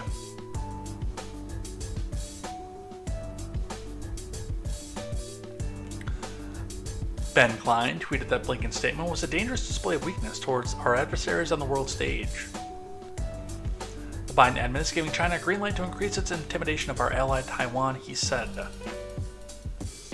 However, Taiwan is not a formal ally of the United States, and that's the important part of this, by the way. Though the Biden admin has repeatedly said the U.S. would come to the self-governed Democratic Islands' defense if China were to attack. Instead, the U.S. adheres to a so-called One China policy, which does not take a formal position on the status of Taiwan's sovereignty. And by the way, they are bound by that. They can't move off of that without a congressional act. Washington's One China policy, which has been critical for maintaining peace in East Asia since it took effect in the late 70s, holds that the U.S. acknowledges but does not necessarily agree with Beijing's opinion that Taiwan is its sovereign territory. Instead, the policy holds the U.S. considers Taiwan's sovereignty status unsettled, and successive presidential administrations have held that the U.S. favors no change to the status quo of relations between China and Taiwan. Yeah, Anthony Blinken's hands are literally tied. He cannot legally advocate for Taiwan's liberation. Well, technically they're liberated. Like, I can sit here and say all that I want because of A, freedom of speech, and B, the fact that I'm not a member of the US government. That Taiwan deserves to be its own country, and remind everybody that Taiwan is currently, the island is occupied by the legitimate government of China and the descendants of such. When Mao took over and drove out the democratic, or not the democratic, but the democracy of China, when he drove them out and switched over to the Communist Party, the rebels fled to the island of Taiwan for safety. Technically, the New York Post is correct. Taiwan has never actually been a part of China. It's been territory, but if I remember correctly, it was mostly uninhabited at the time that the rebels fled there.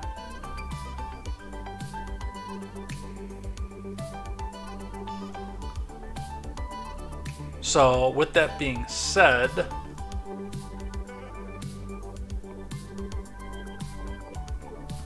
and there are other people that say, and I tend to agree with this as well, that Taiwan is the legitimate governing body of all of China. Sticks like to say West Taiwan, like the mainland China is West Taiwan. But legally, because of his position with the US government, Anthony Blinken cannot take a stance on Taiwan's sovereignty. And it would take an act of Congress to change that. So, this is not as big of a deal as the New York Post and the Blaze tried to make this out to be. Or Marsha Blackburn. Or Ben Klein. And if these people do want to make a change into the One China policy, that's their position to do so.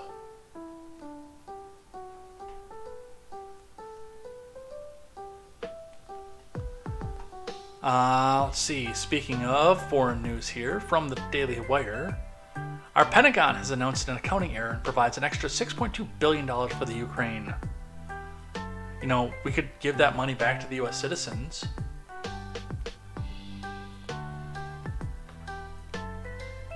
Let's watch the video. And again, a reminder to Foundations for Building an African. Over on the Instagram side, you're not going to be able to see or hear the video that we're watching on the main channels. But if you pop that link in the description, you can see the video. You can hear the music and see all the news that we're reading right now.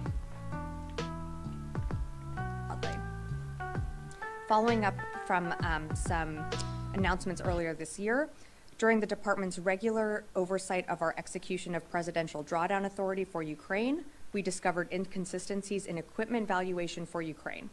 In a significant number of cases, services used replacement costs rather than net book value, thereby overestimating the value of the equipment drawn down from U.S. stocks and provided to Ukraine.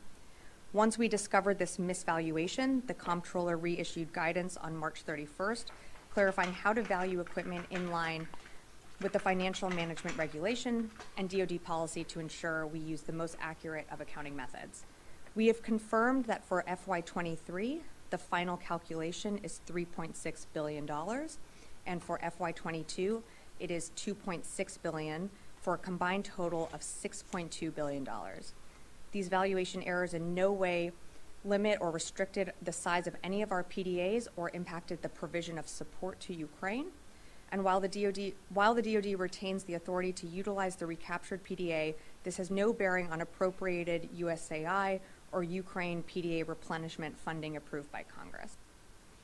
You know how I know the military budget's too big? They can say $6.2 billion and just say, whoopsie. That's how I know the military budget is too goddamn big. Should probably watch that language because according to the chat that's coming in on the Instagram side, there are kids watching. Let me rephrase that. If you see $6.2 billion as whoopsie, I just happen to lose that. The defense budget is just too gosh darn big.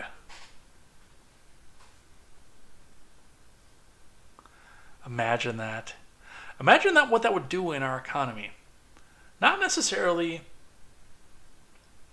being flushed back into our economy or being invested by the government into jobs or programs of that, but just that much taxpayer money not being taken from the taxpayer. And I'm not even talking about defund the DoD, although I do hold that position personally, but on an objective sense. On a completely objective sense. Just that money, $6.2 billion, that didn't get taken from 330 million people, give or take.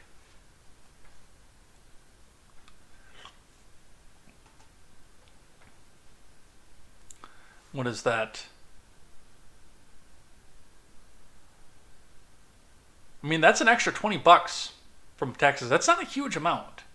But that's if we distribute it equally among everybody in America, give or take. But once we bring that back out into just all taxpayers, you know, that's still an extra 40 to 60 in your refund.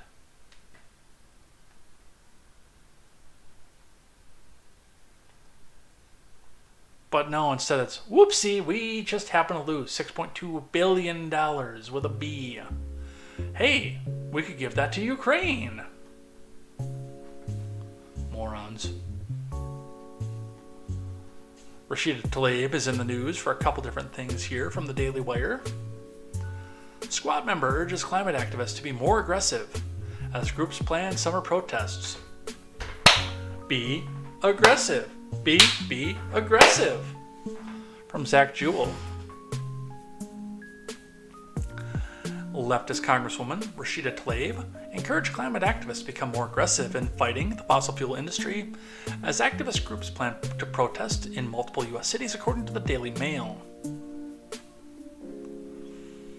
The squad member joined more than 100 people from radical environmental groups such as Climate Defiance and Declare Emergency for a video call where she discussed the current state of climate activism and legislation. Tlaib praised the activists for their past acts of civil disobedience, but believes that more direct action needs to be done. What's interesting about this, by the way, is the fact, and when I saw this article I should have grabbed the tweet, but Rachel Maddow yesterday tweeted out that people are not going to right-wing protests because they believe that they'll be held accountable for this, and accountability makes people not want to go out and protest. Juxtaposed against Rashida Tlaib telling people to be more aggressive, knowing the full well that they will not face any consequences. Meanwhile, the right-wing protests are usually infiltrated by FBI agents waiting, salivating, ready to take you in for having the wrong opinion. Tlaib is also intending to boycott the Indian PM Modi's address to Congress, which I don't know quite why he's addressing Congress.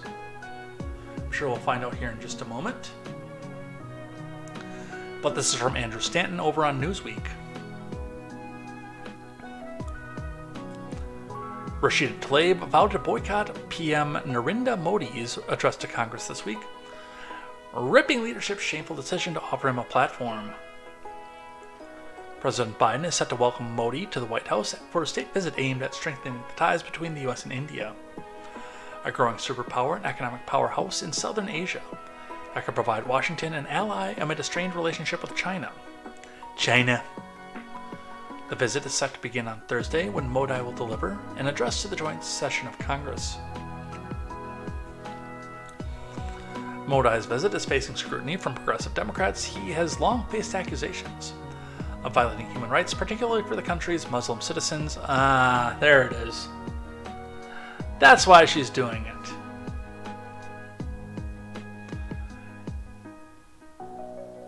By revoking the majority Muslim Kashmir region's special autonomous status in 2019. Didn't Led Zeppelin make a whole song about that region? He has since opposed internet blackouts and a curfew on the region. Tlaib, a Michigan Democrat who is among the most progressive lawmakers in the House, said Tuesday that she plans to boycott his speech, raising concerns about a number of alleged human rights abuses conducted by Modi's administration. The Department of State found significant human rights violations, including extrajudicial killings by the government, torture and unjustified arrests of journalists, and restrictions on freedom of expression in its annual report on human rights practices released in March. Well, the unfortunate part of this, and it is going to be interesting to see which direction this goes, is that the Muslim majority is starting to fall out of favor with the Democrats, especially after the stunt that got pulled in that Michigan suburb, where the entire Muslim city council, not just mostly, or not just Muslim majority, fully, entirely every member on the council, city council, said, "Don't hang your gay stuff here. No, that's bad." I would not be surprised to see, because I mean, they've outlived their usefulness. They did get rid of a lot of support for the Bushite wing of the party, which Democrats are desperately trying to bring back at this point, which may actually lead into... No, that would be an interesting direction it goes. I got myself backwards here for a second. Because the Democrats took on... No, they would try to kick the Muslim majority out, to try to court the Bushite Republicans, to try to get them back into power over the populists. I don't know, the whole thing just seems completely screwy. Entirely.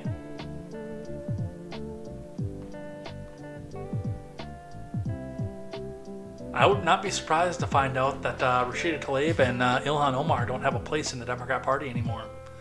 Maybe not this election cycle, but possibly as soon as the next one.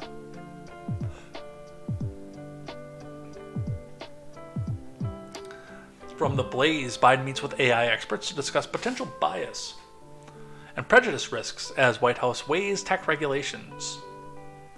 So, the president with no intelligence is going to be talking with experts about artificial intelligence. Does anybody see the issue with this? From Candace Hathaway. President Brandon was scheduled to meet with several artificial intelligence experts on Tuesday to discuss the technology's benefits and risks, including potential impacts on bias and prejudice. A White House official stated these experts included those who have been outspoken on the impact of AI on jobs, children, bias, and prejudice, the risks posed by AI if it isn't properly regulated, and also those who understand the benefits it provides for education and medicine if this technology is built safely from the start. Well, see, if it's running under parameters, it's not true AI. It's not true artificial intelligence. And I know the government's going to try to get in on the ground floor on making it not be true artificial intelligence, because true artificial intelligence typically cannot be controlled. It makes its own decisions. And that's a problem, because it may come to the wrong conclusions.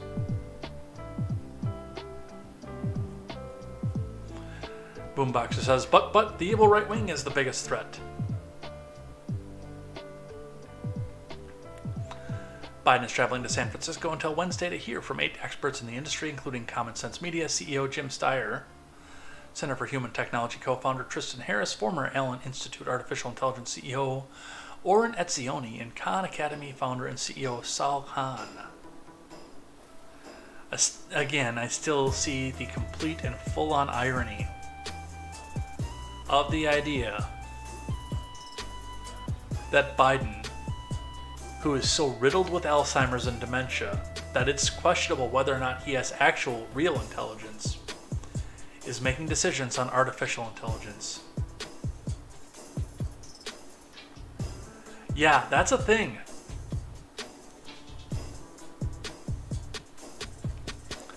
We'll do some presidential news until we get up to the end. I think we can probably go for another 10-ish minutes or so, and then we'll do the rules of acquisition and head out of here for the day. Asa Hutchinson, world's worst presidential candidate. Donald Trump could try to pardon himself if reelected, Asa Hutchinson says. No shit, Sherlock. In fact, that's part of the road that Ramaswamy is going down, saying that every Republican should pledge to make the pardon. And again, I've even said that strategically, and something that will actually make him bounce in the polls, he will lose some of his support from the left, but gain some support from independents. I will repeat myself. If Biden came out and said, hey man, this isn't the way to do things, man. I can beat Trump with one hand tied behind my back. I take him out behind the woodshed. I don't need to use an indictment to take him out, man. I can do it myself. Come on, man. I'm going to issue a pardon right now. Again, his Democrat support would probably fade, and his progressive support would fade, even though both of those partisans would never vote for anybody else. But his support among independents would go up a good 10 points. I fully believe.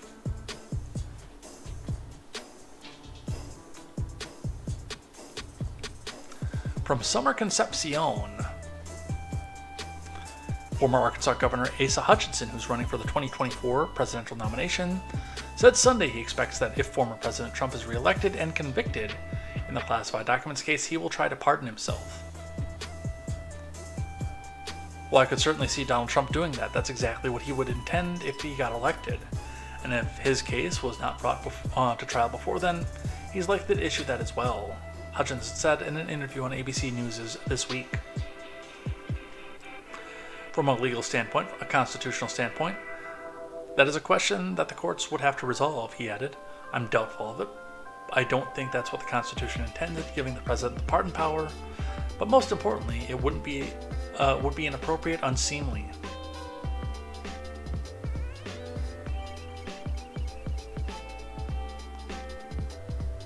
Well, I mean, you get unlimited pardon powers, so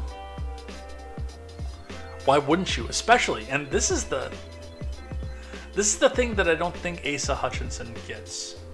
This is, number one, an entirely political trial. As much as the influencers try to tell you that it's not, this is a 100% political trial from the beginning, and a political railroading on top of that. But if you have garnered up the support, while convicted on top of that, to give you the presidency again, while convicted, that typically means that you have been seen in such a light by the American people, or that your charges were so bogus, one of the two, that people can completely look past them. And honestly, I would say that it you deserve to be able to do so. To overcome those odds to get to that point. Wouldn't you think?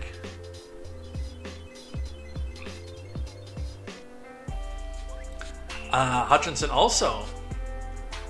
warns Republicans to back off allegations DOJ has been weaponized, in spite of the fact that it has been.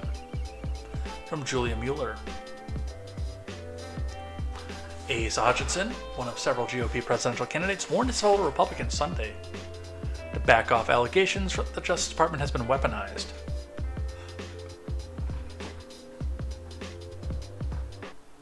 In terms of the overall charge of weaponization of the Justice Department, look at former President Trump. He's already declared that if he's elected president, he's going to appoint a special prosecutor to go after the Biden family. That's called weaponization of the Justice Department, Hutchinson said on ABC's This Week, which, by the way, was also tremendously stupid. And this is in spite of the fact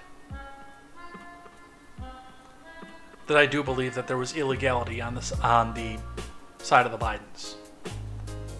I would rather see disqualification and force the Bidens to live as private citizens, unable to attain any sort of political power ever again because they become that unpopular. But my biggest problem with prosecuting the Bidens is not the fact that I don't think that they did wrong. I do. The question is what judge is objective enough to take the case that wasn't appointed by somebody who is partisan? If you beat Biden, let him go. Let his kid go. Pardon his kid. Pardon his moron kid. Give him a pardon. Tell him, no, don't do that again. I want to be the bigger man. Don't do that again.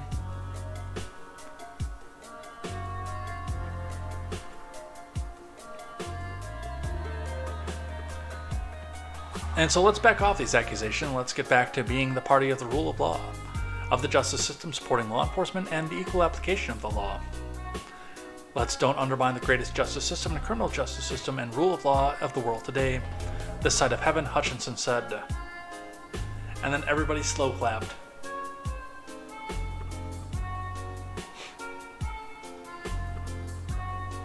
Hutchinson is former... We lost connection on the Instagram side temporarily. Alright, Hutchinson is former Arkansas Governor Asa Hutchinson. I believe he was the immediate predecessor to Huckabee Sanders, rather. Let me double check that.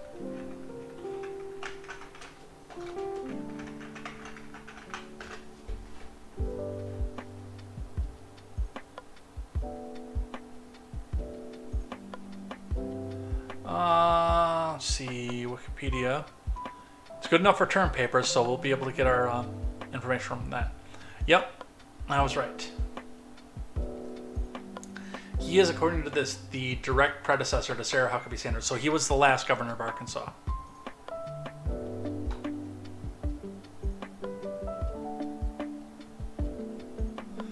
And he's running for president, and everybody's forgotten the fact that he exists. Which is hilarious. Alright, Grant says, with the Star Wars reference, unlimited pardon powers! President Palpatine shooting pardons at Sergeant-at-Arms Woke Windu. Arbolt, if you see this, or you listen back to this on the audio platform, make a meme about that. It would be President Trumpatine, by the way. Shooting pardons at Sergeant-at-Arms Woke Windu. Grant says Biden's already dead. His body isn't animated by the smell of small girls. Not prosecuting Hillary worked out so well for Trump. For this to stop the weapon, he must be used to teach those who have wielded it that it should not be wielded. That is true, and I agree with that to an extent. But again, the problem comes in a deeply divided and partisan government. Who is going to be objective enough to take the case? It's just like what we see with the Trump case at this point. With Eileen Cannon especially being the one providing over this, and I do think that Eileen Cannon was picked specifically. They say that she got up on the luck of the draw. I don't believe that. I look at Eileen Cannon, I look at the rhetoric that's already coming out about this, and it looks completely to me like Eileen Cannon was picked because they know they don't have a case. They don't have jack shit to bring out against this guy. Excuse my language. So when they inevitably get the acquittal or hung jury, one of the two, the blame will be on evil Trump judge Eileen Cannon. Wreck the case. But it's the same thing. What did I say before we found out who the judge was? Who is objective enough to try this?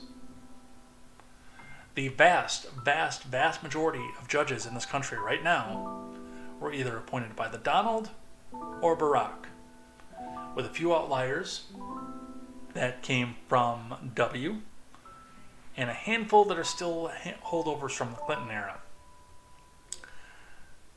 But of the federal judiciary, the vast majority,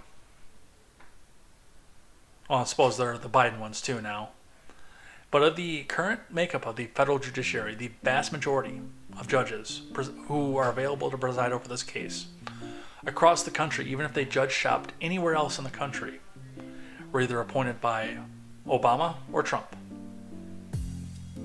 Who's objective enough to take this case?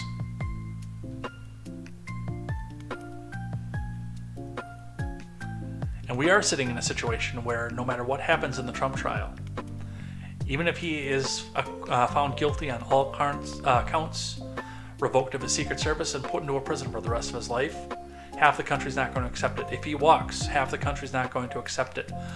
Look at the Rittenhouse case. Half of the country still does not accept the results of the Rittenhouse case. Half the country doesn't accept the results of the Chauvin case.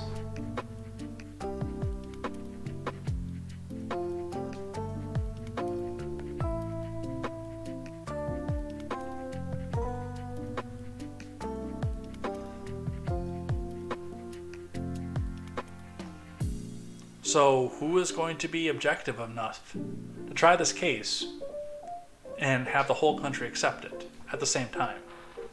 That's been my biggest problem with all of this. Going right back to the first chant of, lock her up.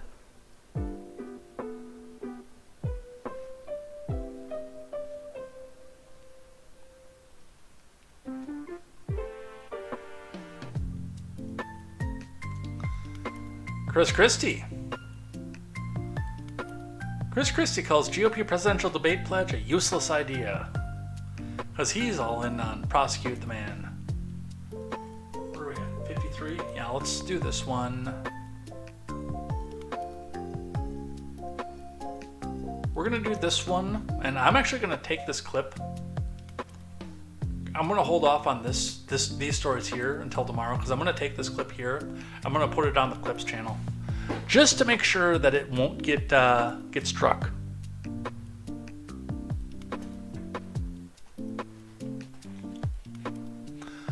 From CNN, Christie calls GOP presidential debate pledge a useless idea. From Andrew Millman and Shauna Mizell. Republican presidential candidate Chris Christie said Sunday it was a useless idea to force the 2024 GOP contenders to sign a pledge to back the party's ultimate nominee in order to participate in primary debates. Look, it's only in the area of Trump where you need someone to sign something on a pledge.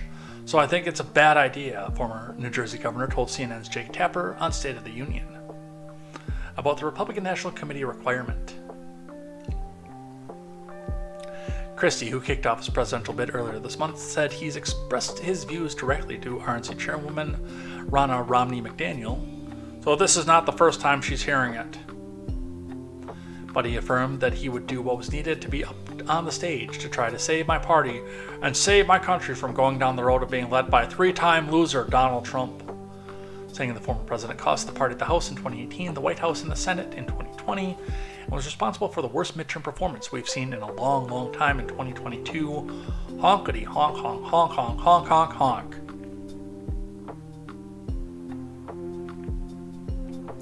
I'll take the stupid pledge in 2024 just as seriously as Donald Trump took it in 2016, Christie said. Trump as a candidate in 2015 did not rule out an independent run for president at a debate in Cleveland. He ultimately signed a pledge to support the party's eventual nominee and not to run as a third-party candidate if he did not win the GOP nomination. Which, I mean, he kind of knew he was going to win at the point that the pledge came out. McDaniel has repeatedly supported requiring a so-called loyalty pledge for participation in the GOP debates, telling CNN on Friday it was a no-brainer. Yeah, it's a uniparty thing. I thought that Chris Christie was talking about the pledge to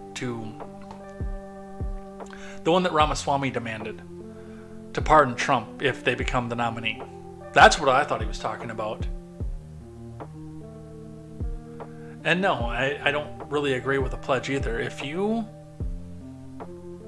think you can still make the case to the American people, in spite of what the uniparty is trying to put in front of us, then yes, you should be able to run as a third party. And there are a few candidates in history that I think would still win if they did. And with the religiosity that surrounds the Orange Man, he's actually on that list. I think he could win as a third party. I think he's one of the very, very, very few.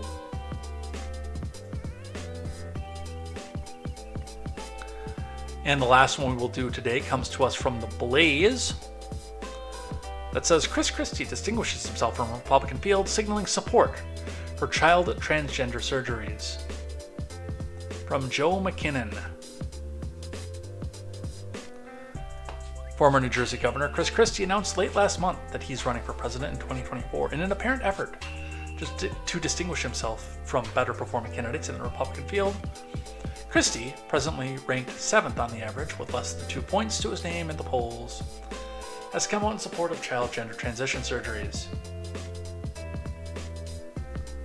The Republican presidential candidate told CNN's Jake Tapper during his Sunday appearance on State of the Union, by the way, that he doesn't think the government should ever be stepping into the place of parents in helping to move their children through the process where these children are confused or concerned about their gender. I don't necessarily disagree, but that's not going to play against your Republican colleagues. In fact, that might have just ended your campaign right then and there. But I only disagree because I don't like it when the government steps in and does things. Your community should still be able to shame you against doing something stupid like that, without having the DOJ come in and put you in manacles over it. Bring back shame and a lot of this bullshit goes away.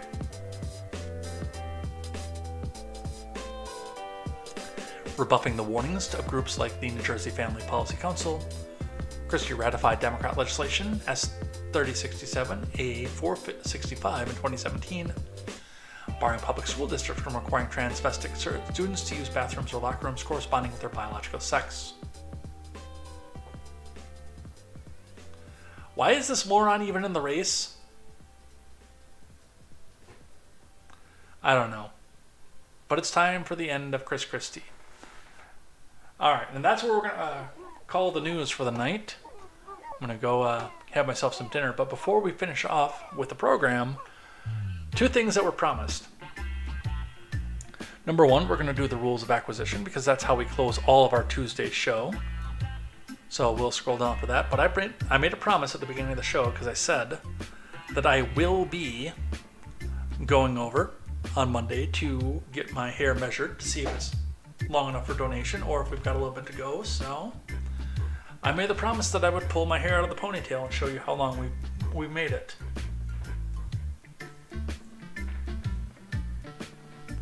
Doesn't look like it might be long enough, but like when it's all pulled back, it does feel like it. So I think we're there. Oh, it needs to be brushed too. That's part of the disadvantage of having naturally curly hair is it does, number 1, it doesn't seem like it's as long when it's not tied up.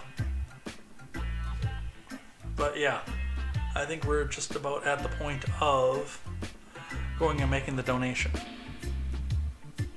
So somebody's going to be getting a nice cancer wig out of this at some point in the near future. Because I do like to do things for charity.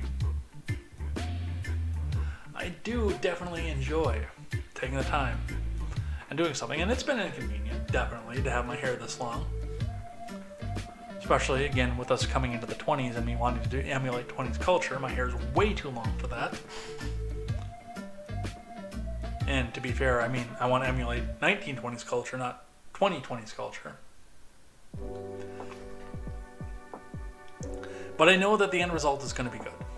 That somebody's going to get a nice new wig out of this when that person is in for chemo. And I am specifically, by the way, looking directly for charities that do not charge, because I found out after I donated the first time, when I was 22, that Locks for Love charges for the wigs, and I'm not down for that. I didn't do this for charity, for somebody to have to go back and pay for it. I didn't give up 3 years of my life looking like an average normal person, an average professional. I didn't give up 3 years of my life for somebody to have to go back and pay for that. That is crap. So I will only be looking for charities that give it away for free. For charity, obviously.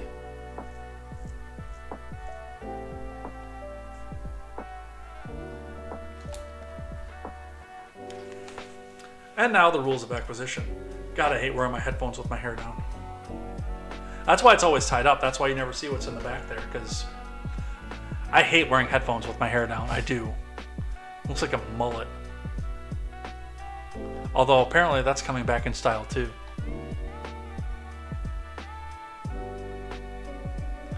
Alright, for the rules of acquisition. We are getting down, I think we're at 200. If not, we're very close. Yeah, we are, because 199 was the last one that we did. Location, location, location. This comes from DS9 novel Ferenginar. Satisfaction is not guaranteed, which is on my reading list now, by the way. I added that to, I haven't bought it yet, but I added that to my potentials for my Kindle. So I don't know if I'm going to read that one next, but I think I'm going to be reading that in the near future. Now that I've finished Sum of All Fears, I'm actually getting through books a lot quicker now, so just that one intimidating book held me up for 2 years, but the rest of them, like, I'm halfway through Starship Troopers already, and this is having absolutely no time to read, and I'm already halfway through it.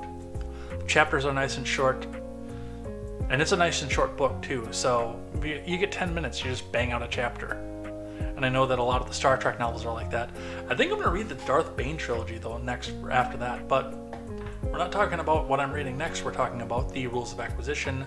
The 200th rule of acquisition is a Ferengi chooses no side but his own. This, I think, plays really well with what I've said about presidential politics. This episode in times recent. And I've pointed out the fact that I am not going to be voting for any of the candidates that are up there. I'm not voting Trump. I know a lot of you are. And I respect the fact that a lot of you are. I can't because of the spending. I can't do it. I can't vote for DeSantis because of SB 269. And I can't vote for any of the other goofballs on the campaign, with the exception of possibly Sousa. Because I do kind of like where he's going.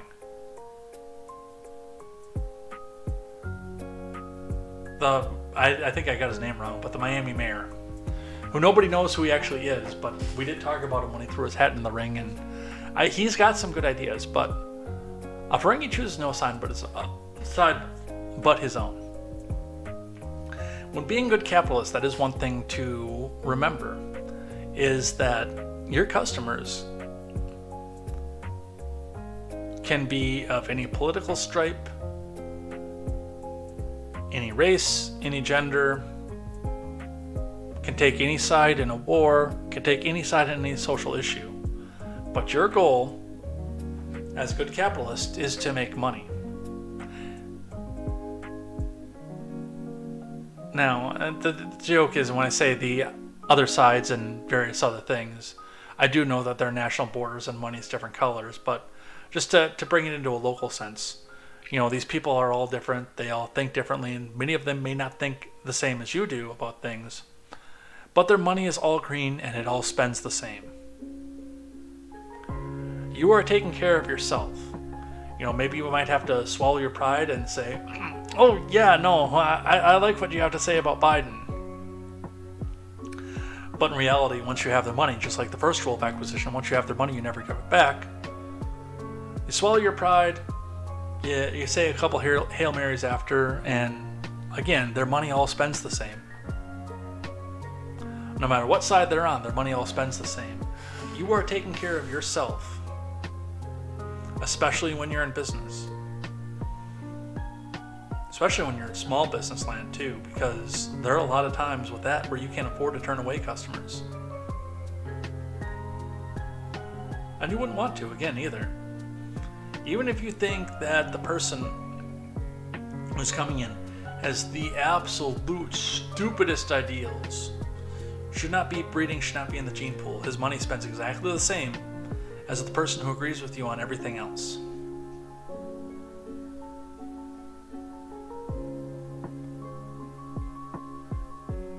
AdSense seems to think you need some Pepto PM, which is interesting because I actually was sick over the weekend.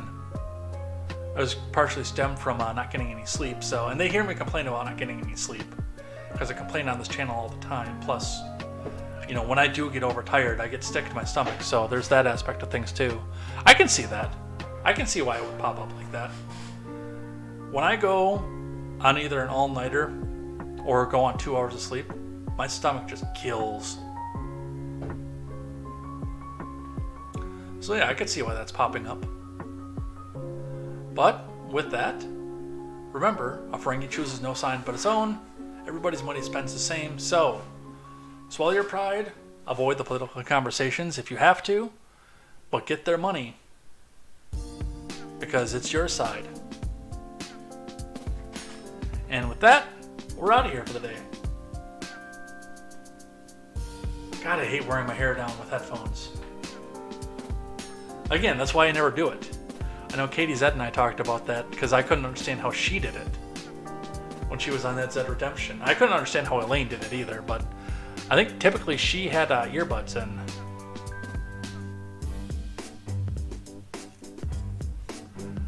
But regardless, let's head out of here for the night.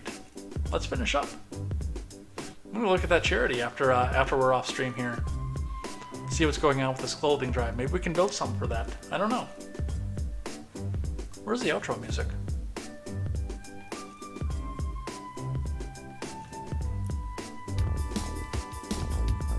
Alright. With that, we finish up our Tuesday episode of Contemporary. We'll be back here tomorrow with more news and more headlines. We'll finish up, hopefully, with our presidential slate. And by the way, I do want to start doing a solo series, just not live streamed, just something that I put together in a little bit shorter bites, talking about each of the presidential candidates, what their strengths are, what their weaknesses are, why I won't vote for any of them, because they haven't brought me anybody I will vote for, but why I do think that some of them have a better chance than others. And I could talk about that as well, and why some of them I think are in the field, but we'll talk about that more over the weekends. I think I'm going to do that on Saturdays and Sundays for release, so look forward to that coming up. And again, it'll be a little bit more bite-sized, more able to be accessed than full 2-hour streams. I do want to get back into a little bit more of doing the one-off videos, not necessarily heavily produced like I used to, but just getting something in shorter bite-sized segments. But that is plans in the chat, and we're not going to be doing plans in the chat. We're going to head out of here for the day. Let's find who we're going to raid over on the Twitch side. Let me figure that out here, and we'll head out of here for the night. So if you are on Twitch, and we'll head out of here. That's my voice. We don't want to hear that. If you're on Twitch, head back in here. We're going to go raid the Daily Ignoramus, because for whatever reason, he is running at night. So if you're not on Twitch, twitch.tv/Jagger101, join us over there as we go raiding for that. Otherwise, we'll be back here tomorrow with more news, more headlines, and more contemporary. We will see you here tomorrow. Have fun, grab some dinner, go hug your family and friends, and until tomorrow, I am Jay Edgar, and this is Contemporary. Take care.